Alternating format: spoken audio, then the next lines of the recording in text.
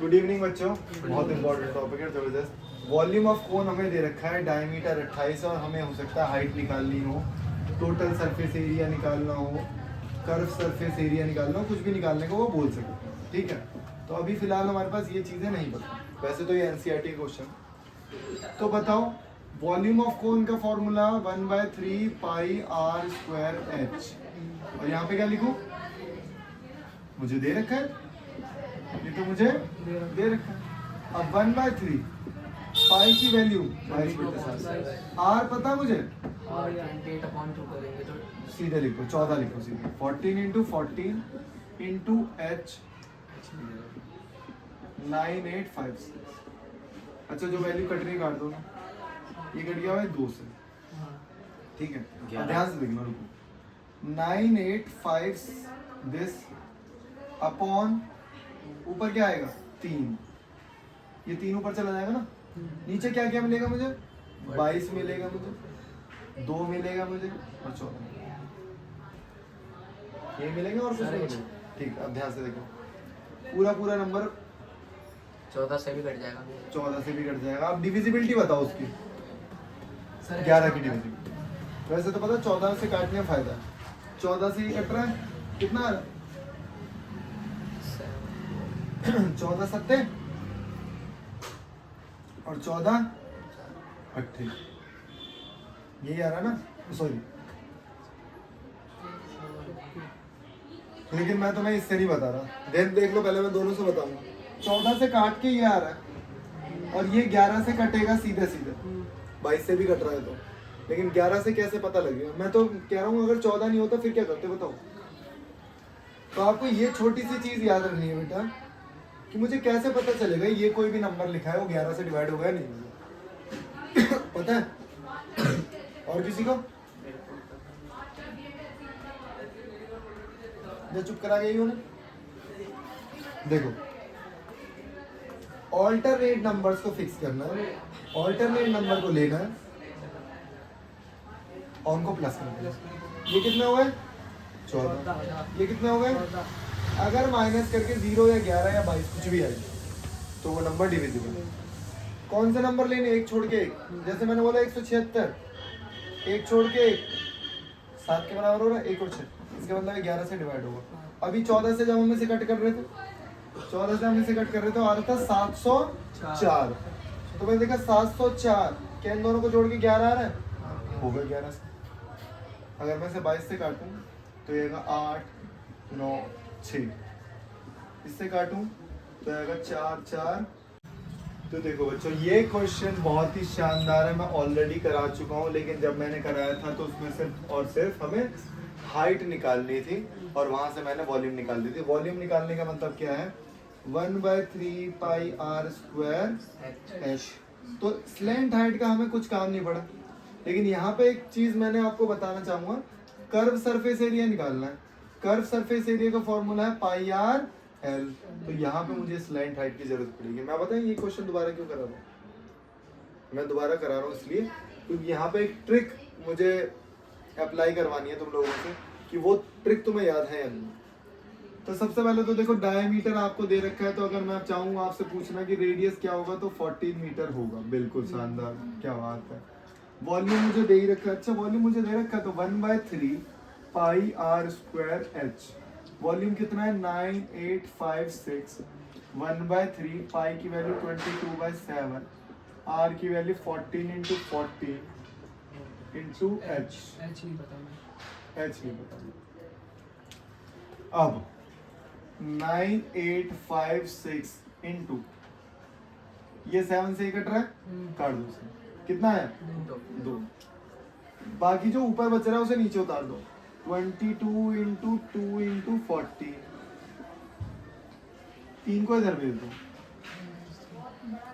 14 से कटेगा भैया, ये 14 से भी कटेगा, 11 से भी कटेगा, 700 और 11 से भी। 700 नहीं, 4 704, बहुत बढ़िया।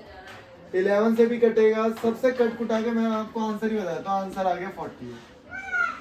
मेरा ये मकसद नहीं था कि मैं आपको हाइट निकाल के बताऊं कैसे निकालना कैसे नहीं निकालना। मेरा मकसद ये था कि भाई मैं आपको बताऊं कि एल कैसे निकलेगा।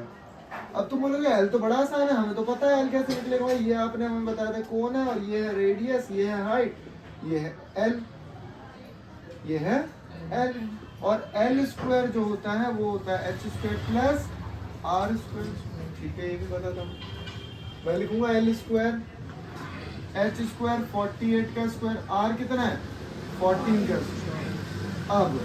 अब मैं यही तो पूछ रहा था मैं कि जल्दी से झेड़ पैड़ कौन बताएगा मुझे 48 का स्क्वायर क्या होता है। आपको ट्रिक याद होनी चाहिए, इसीलिए मैं आता ना स्क्वायर ट्रिक्स, क्यूब ट्रिक्स, इतनी काम आने 304 तो देखो यही तो मैं कह रहा था। Share 196 plus 190। अब जोड़ भी दोगे आप, पता है इसे ओरली, बताओ 01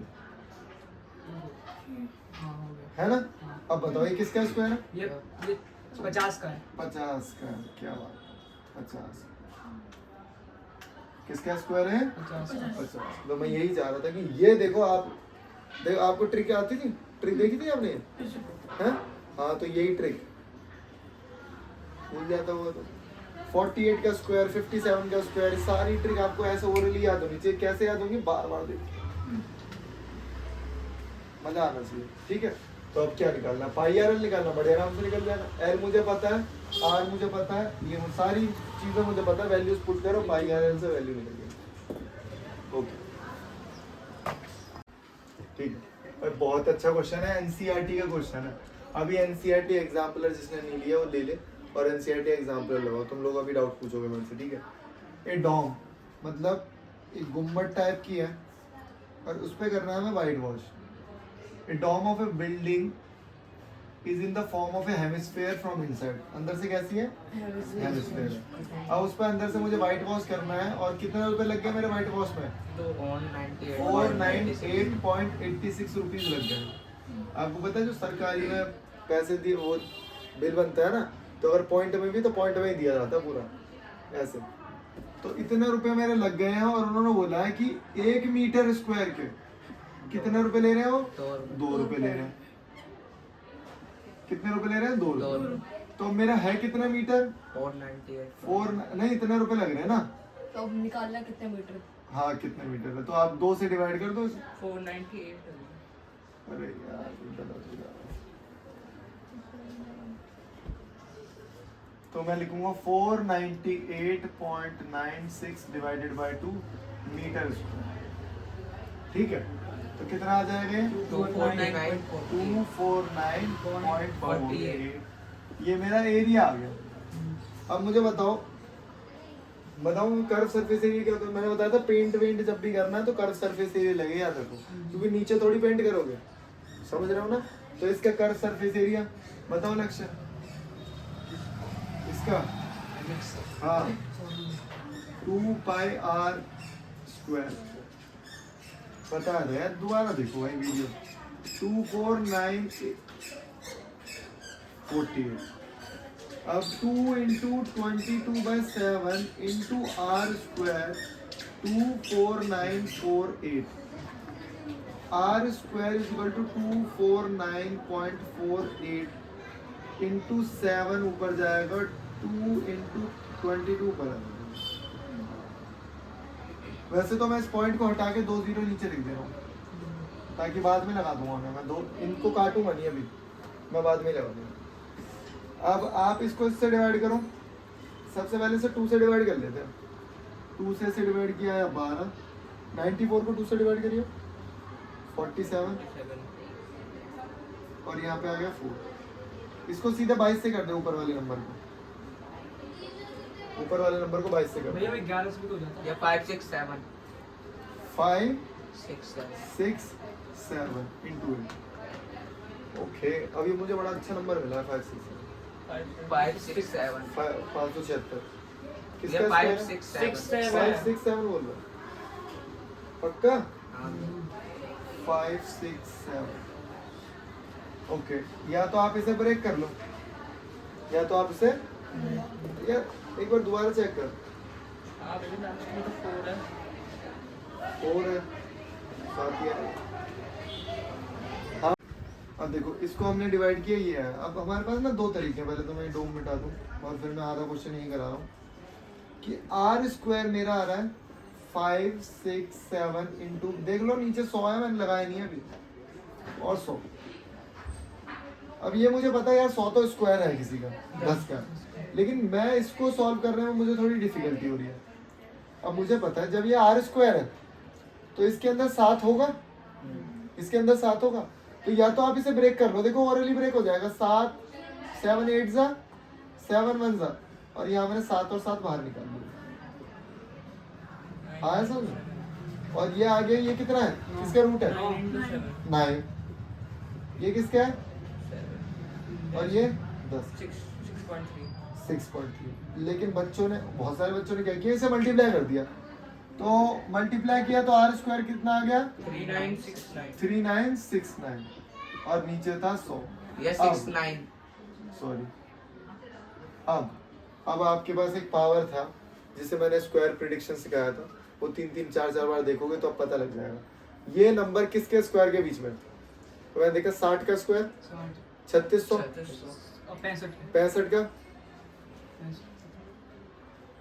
4225, उससे छोटा है, 65 से छोटा है, 36 से बड़ा है, तो किसके स्क्वायर के लास्ट में ही आता है 63, तो ये आ गया 63। लेकिन नीचे 10 भी तो है, पॉइंट तो 6.3। तो जो आपको ठीक लग रहा है आप उससे कर लो, जो आपको ठीक लग रहा है आप उससे कर लो। अब निकाल के लिया है हमने, रेडियस निकाल दिया है, वॉल्यूम निकालनी है, 1/3 लगा के निकल जाएगा, कोई दिक्कत नहीं है। और वो जो 7 भी है वो भी कट जाएगा जब वॉल्यूम निकालोगे, 22/7 जो आएगा ना वो भी हमारे इस रेडियस से कट जाएगा, तो आंसर आ जाएगा, कोई दिक्कत वाली बात नहीं, समझे? तो यहाँ पे मेरा मकसद ये था सिखाने का कि एक तो आप इसको ब्रेक कर लो, अगर आप मल्टीप्लाई भी कर रहे हो तो आप स्क्वायर प्रेडिक्शन की मदद से करो। पता है ये होता है कि जैसे ही बच्चा ये देखता है कि यार पॉइंट में वैल्यू है, फिर 2 से डिवाइड करा, फिर पॉइंट पे, यहाँ भी फंस जाएगा, वहीं पे कैलकुलेशन नहीं कर पाएगा, इतने में ही घबरा जाएगा, छोड़ देगा आपको। तो उसको सिंपल बनाना है आपको कैलकुलेशन को। कैलकुलेशन बहुत गंदी आती है पेपर में, और एनसीईआरटी का क्वेश्चन है तो कभी भी एग्जाम में आ सकता है, और टीचर हमेशा वो एग्जाम में देता है जहाँ उसे लगे कि हाँ बच्चा आधा क्वेश्चन तो सही करेगा, उसके बाद वो अटक जाएगा और नंबर में काट लेगा, ये होता है, समझे? तो आपको परफेक्ट बनना है।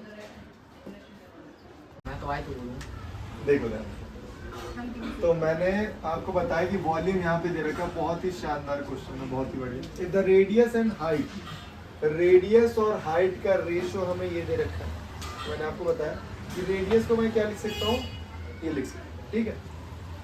वॉल्यूम हमें दे रखी है तो वॉल्यूम लिखा मैंने, वॉल्यूम इक्वल टू 8748 सेंटीमीटर लिखने की जरूरत नहीं, 1/3 पाई की वैल्यू नहीं पुट कर रहा हूँ, आर स्क्वायर एच 8748, ठीक है। अब पाई से पाई तो कट गया, मेरे को लिखना है 1/3 आर की जगह क्या लिखूंगा, 3/4 h का होल स्क्वायर का होल स्क्वायर इनटू h 8748। हां भैया 3, हाँ बोलो।